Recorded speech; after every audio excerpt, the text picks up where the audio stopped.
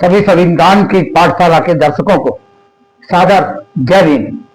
साथियों, हमें यह चैनल संविधान की पाठशाला खोलने का मकसद क्या है? हम लोगों का ये संविधान की पाठशाला खोलने का मकसद क्या है? साथियों, हमारा बहुजन समाज सत्य से कोसों दूर है, क्योंकि हमारे मूल निवासी बहुजन समाज को कुरीतियों ने इस प्रकार साथियों घेर रखा है कि उनको समझ में नहीं आ पाता। हमारा समाज बहुजन समाज हमारा शिक्षित नहीं है, पढ़ नहीं पाता है। आर्थिक कमजोरी होने के कारण वो स्कूलों तक पहुंच नहीं पाता है। इस कारण साथियों हम अपने समाज के अंदर, बहुजन समाज के अंदर, हम संवैधानिक ज्ञान उसके अंदर डालना चाहते हैं और बहुजन समाज को समझाना चाहते हैं कि संविधान का, कि ये देश का किस प्रकार संचालन होता है, लोकतांत्रिक प्रणाली किस प्रकार से बनाई गई है और इस भारत के संविधान का इसका मकसद क्या है। ये बाबा साहब भीमराव अंबेडकर ने किस लिए लिखा।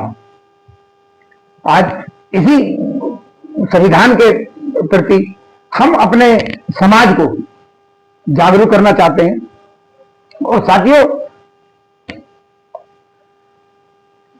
चैनल तो बहुत हैं, काफी चैनल हैं, सैकड़ों चैनल मिलेंगे आपको यूट्यूब के ऊपर, मगर हमारे अपने समाज की भाषा, उनकी समझाने का ढंग, ये केवल आपको संविधान की पाठशाला कक्षा 1 से जिस हिसाब से बच्चों को समझाया जाता है, ए बी आ ई ई उ ऊ, उस हिसाब से आपको इस चैनल पर आपको संवैधानिक ज्ञान मिलेगा और जो आपके जीवन में शिक्षा से लेकर हर चीज में आपको देश के अंदर कैसे जागरूकता आपके अंदर आएगी, आप इसको समझ पाएंगे।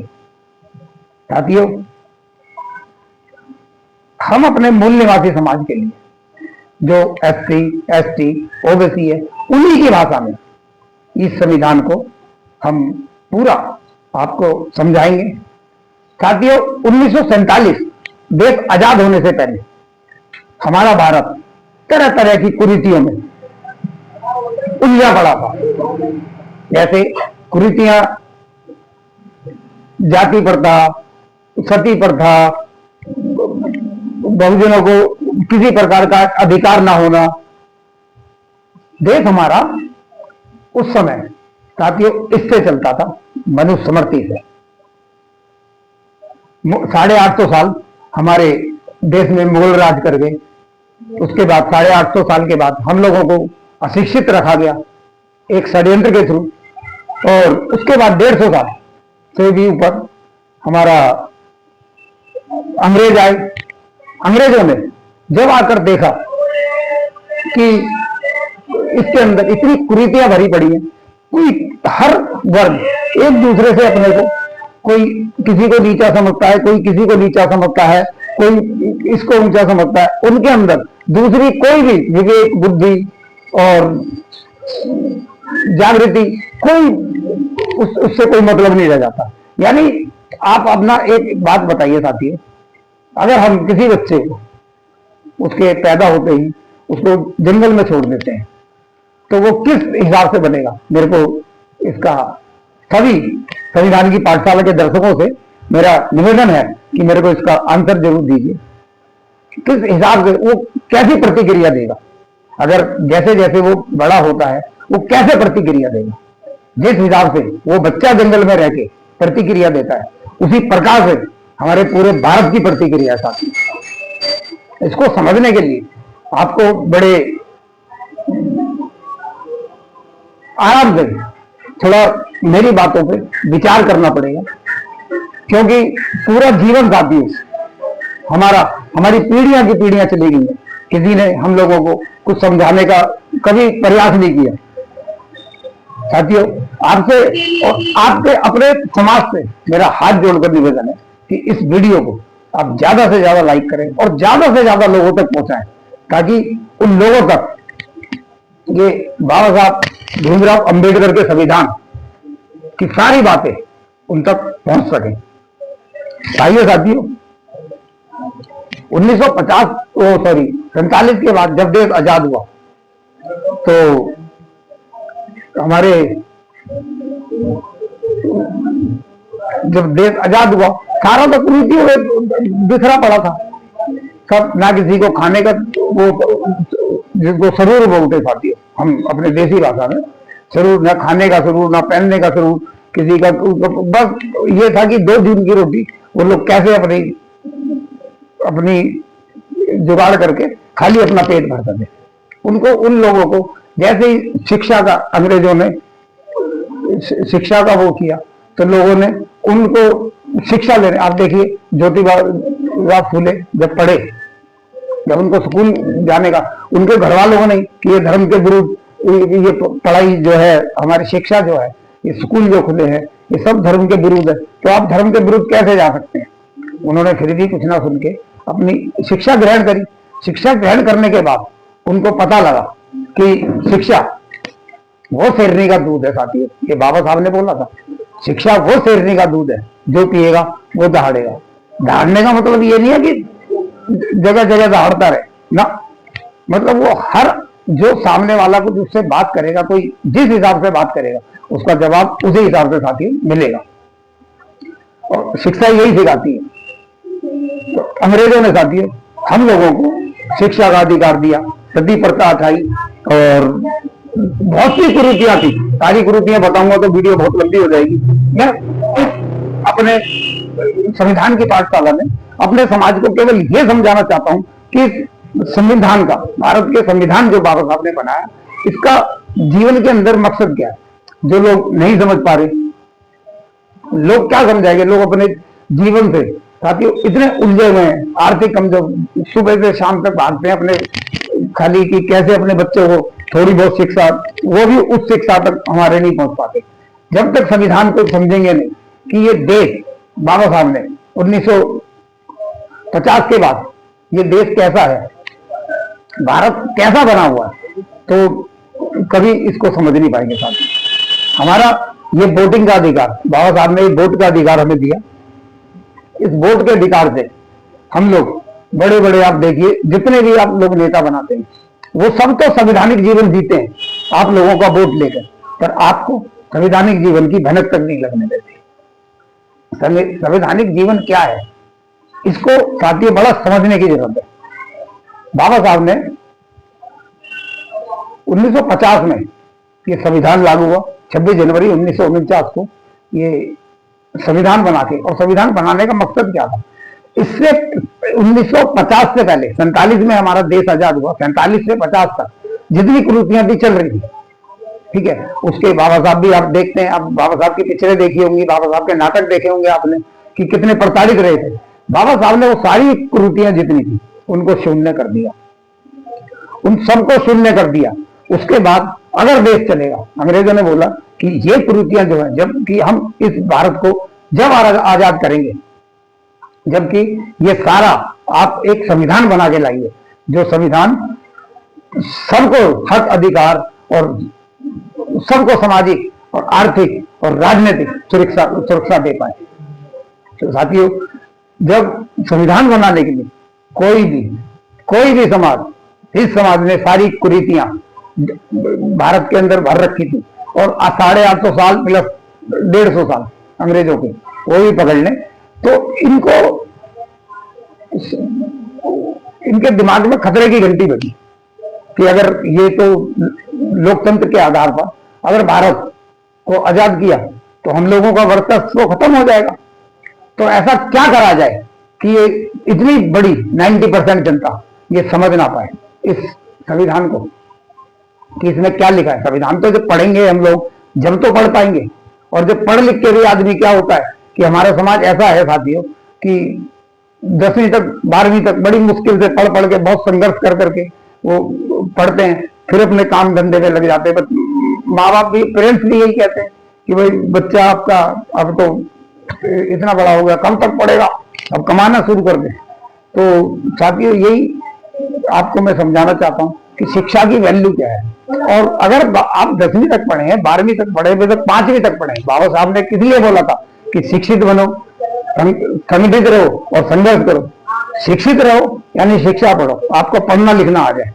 अगर आपको पढ़ना लिखना आ जाए तो ये संविधान साथियों दोनों भाषा में, हिंदी में भी और इंग्लिश में भी, दोनों भाषा में ये संविधान मिलता है। आप हिंदी में कम से कम संविधान को पढ़िए। हिंदी में तो जब 5वीं और 6ठी क्लास आदमी जब पढ़ लेता है तो इसको पढ़ सकता है ना, या नहीं पढ़ सकता? उसको पढ़ सकता है। पर लोग क्या करते हैं, इसकी तरफ ना जाके लोग धर्म ग्रंथों की तरफ, दूसरे रास्तों की तरफ चले जाते हैं। अब साथियों मैं एक उदाहरण आपसे पूछता हूं कि हम 4 मेंढक, एक कुआं है, हम 4 मेंढक एक कुएं में 4 मेंढक डाल देते हैं। अगर 4 मेंढक हमने कुएं में डाल दिए तो जैसे जैसे वो बड़े होंगे वो कुएं को ही अपना संसार समझने लगेगा। जैसे मैंने आपको अभी पहले एक उदाहरण बताया कि एक छोटे जन्मे बच्चे को जैसे ही हम जंगल के अंदर छोड़ देते हैं तो वो उसकी प्रतिक्रिया, वो एक फिल्म आई थी या शायद एक नाटक चला था मोगली, उस हिसाब से वो अपने को उस रंग में ढाल लेता है। तो जब हम लोगों ने अपने आप को, हमारी पीढ़ियों को 850 साल प्लस 150 साल मुगलों के राज में और अंग्रेजों के राज में हम उस ढंग में डाल चुके हैं, तो हम इस संविधान को कैसे समझेंगे? हम इस संविधान को नहीं समझ पाएंगे। इसके लिए साथियों हमको शिक्षा लेनी पड़ेगी और पढ़ना पड़ेगा। पढ़ने के बाद भी बहुत से बुद्धिजीवी ऐसे हैं, बहुत से पढ़े लिखे लोग ऐसे हैं जो कि नहीं समझ पाते। बाबा साहब की इस ढंग से बाबा साहब ने ये लोकतांत्रिक पूरा भारत बाबा साहब ने बनाया।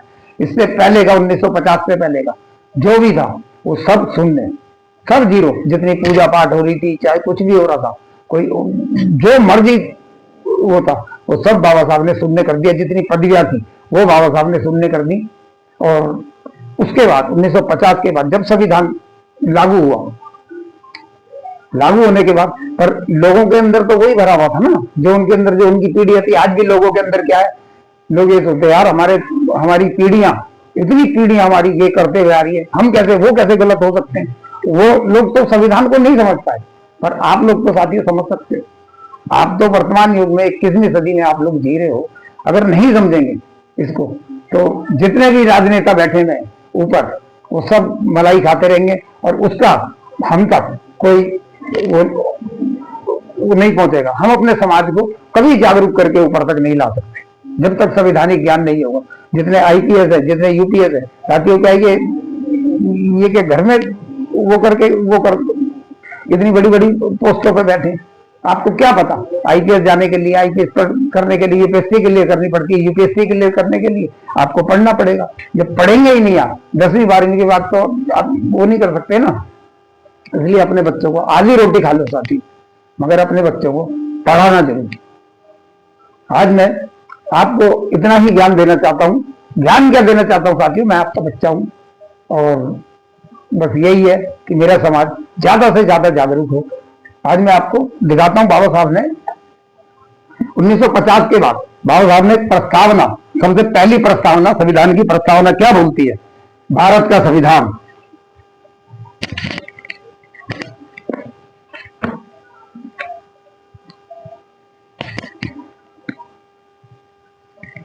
भारत का संविधान, कॉन्स्टिट्यूशन ऑफ इंडिया। ये बाबा साहब ने ये किताब नहीं है साथियों, ये पूरे भारत का, इससे पूरा भारत चलता है। भारत के नीचे से शिक्षा से लेकर जो भी आदमी गवर्नमेंट नौकरियों के पीछे तो भागते हैं कि हमें गवर्नमेंट जॉब चाहिए, मगर इसके बारे में कोई जानकारी लेना नहीं चाहता। साथियों इसके बारे में जानकारी, वो जानकारी है। और जितने भी चैनल, बड़े बड़े चैनल देते हैं, वो बहुत बुद्धिजीवी हैं, बहुत पढ़े लिखे हैं, इंग्लिश में बोलेंगे और वो हमारा समाज समझ नहीं पाता। मेरी लैंग्वेज एक ऐसी लैंग्वेज है साथियों, मैंने इसलिए एक मकसद उठाया, एक बेड़ा उठाया कि मैं अपने समाज तक इस संविधान को अपनी भाषा में पहुंचाऊं। तो आप कमेंट करके मेरे को बताइए क्या मैंने ये बीड़ा सही उठाया। सभी साथियों से मेरा निवेदन है, हमारी भाषा जो मर्जी हो सकती है, हमारा स्वभाव जो मर्जी हो सकता है, मगर हमारा भाव जो है, जो मकसद है, वो अपने समाज को जागरूक करने का साथी। इसमें भारत का संविधान, कॉन्स्टिट्यूशन ऑफ इंडिया, इसमें प्रस्तावना, उद्देशिका और भारत मतलब भारत का आधार क्या है, किस पूरा ये संविधान कि इसका पूरा निचोड़ क्या है। ये निचोड़ साथियों ये है कि इस संविधान को बाबा साहब ने लिखा, बाबा साहब ने जरूर है, पर जनता के, पूरी भारत के जनता के, कोई इसके अंदर ना जाति है, ना भेद है, ना भाव है। इसके अंदर सारी जितनी भी वो है, पहले भारत के अंदर 6,743 जातियां थी साथियों, जिसमें 3,000 से ऊपर जातियां ओबीसी समाज की थी और 1103 जातियां एससी समाज की थी। बाबा साहब ने उन सब 1103 जातियों को एक समाज में बांट दिया साथियों, एससी समाज, और ओबीसी समाज को जिसमें 3,700 जातियां थी उसको एक ओबीसी समाज कर दिया। और एसटी समाज वो है साथियों जो कि हमारा आदिवासी, जिन्होंने इन लोगों की ना रीत को अपनाया, ना पदवी को अपनाया, ना इनके अत्याचारों को ना सहते हुए वो लोग जंगलों में भाग गए, तो वो आदिवासी कहलाए। उनको बाबा साहब ने 7.5% को एसटी समाज, यानी संविधान के हिसाब से भारत में 4 वर्ग हैं, कोई जाति नहीं है साथियों। 4 वर्ग कौन कौन से? एससी, एसटी, ओबीसी और जनरल। ये 4 समाज में, और वीडियो बहुत लंबी हो जाएगी साथियों, ये 4 बात ये देखिए, 4 समाज ने ये पूरा संविधान लिखकर राष्ट्रपति को दिया कि हम लोगों की रक्षा, हम लोगों की यानी जनता की रक्षा, जनता के सारे अधिकार इसके अंदर हैं, हम लोगों की जनता वो रक्षा। ये जितने ऊपर नेता लोग बैठे हैं, जितने भी राष्ट्रपति, प्रधानमंत्री, सुप्रीम कोर्ट, जो भी संवैधानिक सीट पे बैठा है, वो सारे के सारे ये संविधान से बंधे हुए साथियों। ये उनकी इसकी शपथ लेते हैं वो लोग कि हम जनता के लिए सारे काम करेंगे। मगर ऐसा क्या, आप लोग मेरे को कमेंट करके बताइए, ऐसा क्या हो रहा है? ऐसा नहीं हो रहा साथियों। ऐसा क्यों नहीं हो रहा? इसलिए सब भ्रष्ट, जितनी भ्रष्टता है, कोई एक आध हमारा वो है, इसलिए भ्रष्ट है साथियों कि उन लोगों को इसके बारे में भी ज्ञान नहीं है। वो आज भी उन्हीं पुरानी कुरीतियों में फंसे हुए हैं, और उन कुरीतियों के कारण ही लोग इसको समझ नहीं पाते। तो भारत की प्रस्तावना क्या कहती है साथियों? देखिए बाबा साहब ने क्या लिखा पूरी जनता के लिए। हम भारत के लोग, इसमें ना कोई जाति है ना कोई वो है, हम भारत के लोग भारत को संपूर्ण, प्रभुत्व, संपन्न, समाजवादी, पंथनिरपेक्ष धर्म निरपेक्ष का मतलब होता है साथियों, इस भारत का कोई धर्म नहीं है। आज आप देखेंगे तो धर्म के हिसाब से कितना ये उद्यम मच रहा साथियों। भारत में हर वर्ग रह सकता है, भारत का दरवाजा हर वर्ग के लिए खुला है, हिंदू, मुस्लिम, सिख, ईसाई। जब भी, 1 मिनट साथियों, जब हम भारत की आजादी का आंदोलन चल रहा था तो उसमें क्या नारा दिया था, आप लोगों को सबको पता होगा, हिंदू, मुस्लिम, सिख, ईसाई। हिंदू, मुस्लिम, सिख, ईसाई, इनका सबका नारा क्या था साथियों? आपस में सब भाई भाई, ये नारा था साथी। पर आज क्या हो रहा है? आज खाली एक वर्ग चाहता है कि बस हमारा हिंदू राष्ट्र बन जाए। ये साथी है जो कभी नहीं हो सकता। जो भी लोग इससे भ्रमित है वो लोग अपना दिमाग उस चीज से हटा लें। खाली ये उद्यम मचा आप देखेंगे ये संविधान के अंदर उन लोगों के लिए भी जब जब जब ये इसका क्या नाम, जब पंजाब से ये आवाज उठी थी खालिस्तान की, तो उनको लोग देशद्रोही बोलते हैं। जब उनको देशद्रोही बोला जाता तो ये जो दूसरे लोग किसी भी नाम से जो राष्ट्र बनाना चाहते हैं तो क्या वो देशद्रोही नहीं ले सकते? यही साथियों समझने की जरूरत है। संवैधानिक ज्ञान यही है। धर्मनिरपेक्ष लोकतांत्रिक गणराज्य बनाने के लिए उसके समस्त नागरिकों को, समस्त नागरिक मतलब हम भारत के अंदर जितने 143 करोड़ जनता है, समस्त नागरिकों को समाजवाद, सामाजिक, आर्थिक और राजनीतिक, यानी सामाजिक हो गया साथियों, पूरा समाज के अंदर जितना भी जो भी सामाजिक प्रतिक्रिया, जैसे सामाजिक कुरीतियां, वो सब कुछ नहीं, सब बराबर, बिल्कुल बराबर कर दिया बाबा साहब ने सब। सामाजिक, राजनीतिक, आर्थिक हो गया पैसे का, जो आजकल सोचते हैं कि बस हम ही है पैसे वाले। आज देश के अंदर खाली 2% या 3% आदमी ऐसे हैं जिनके पास पूरा देश का 60 से 70% पैसा है। तो ये सामाजिक, आर्थिक तो नहीं हुआ ना साथियों। और राजनीतिक, आप देखिए पॉलिटिकल में ऊपर जो भी जिसके पास पैसा होगा, जिसके पास मनी होगी, वही ऊपर नेता बनता है। आप हमारे आपके जैसे लोग कहीं नेता बन पाते? नहीं बन पाते। एक तो उनके अंदर जागरूकता नहीं है, वो राजनीति को समझते नहीं है, और शुरू से हम लोगों के माँ बाप ने सिखाया नेता बनेगा, नेता बनेगा। नेता बनना जिस दिन हम 18 साल के हो जाते हैं और वोट देना शुरू कर देते हैं साथियों, उस दिन से हम लोग राजनीति में कदम रख देते हैं, पर उसको हम समझ नहीं पाते। वो समझेंगे आप इस संविधान के लिए।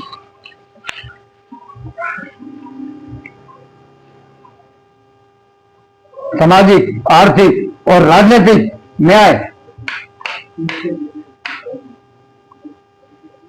राजनीतिक न्याय, विचार, अभिव्यक्ति, विश्वास, धर्म और उपासना की स्वतंत्रता, यानी हम किसी भी चीज को साथियों हम मान सकते हैं, कोई भी धर्म। अभी हम आज मैं मान लो सिख बना हूं, मेरा दिल नहीं कर रहा सिख वो मानने के लिए, मैं कल दूसरा धर्म अपना लूं।